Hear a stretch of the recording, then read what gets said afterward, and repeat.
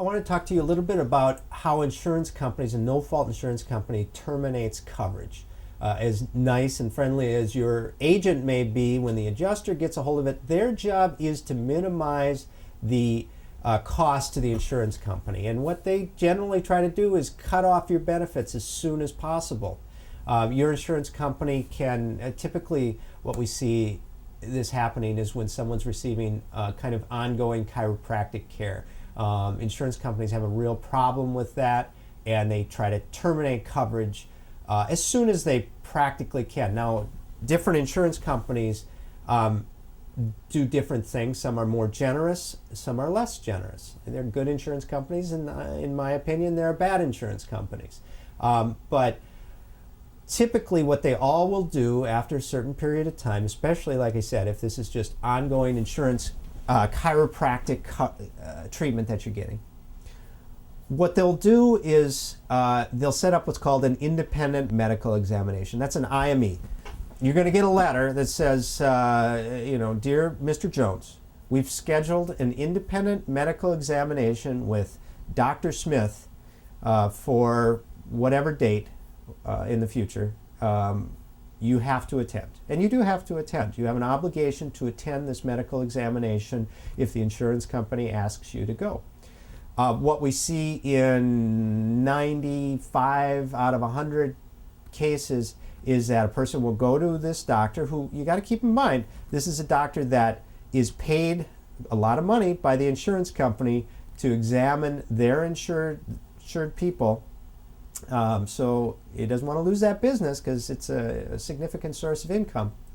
And 95 out of 100 times we find that those doctors will take a look at the insured person and find that either they have no injury whatsoever that they could find, and they certainly need no additional treatment. That's usually the key phrases that are in this IME, is an independent medical examination. IME report that the doctor will issue will say, I've examined the patient, there were no objective signs of injury.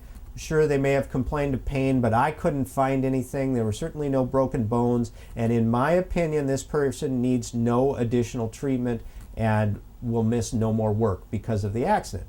The insurance company will mail you that report, along with a termination letter, which says, Dear Miss Jones, in accordance with the attached IME report of Dr. Smith, we are terminating all benefits, and no further medical treatment or wage loss will be paid. And then there'll be some information about what you can do to challenge that. Let me talk a little bit about that.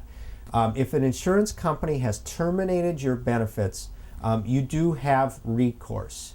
It's not going to do any good to write them and try to point out why the doctor was wrong, because trust me, the reports will have factual errors, they'll have inconsistencies, they'll miss things in your records they should have seen. It won't make any difference to the insurance company. What you need to do, and there'll be information in the termination letter, is you need to bring an arbitration. You have to bring that in with the American Arbitration Association. You file it in Minneapolis. The contact information is there. It is something someone can do on their own. However, I probably wouldn't recommend it. I'd be happy to talk more to you about the particulars of your case and how to do an arbitration, but this is one of those situations where I'd recommend that you do contact an attorney to represent you in an arbitration. I do a lot of these. I do a lot of cases that are no fault only, and sometimes they're in district court. If it's more than $10,000, people have stacking and they miss a lot of work, they could have, a lot of wage loss or a lot of medical expenses that aren't paid, and then we have to bring a district court action.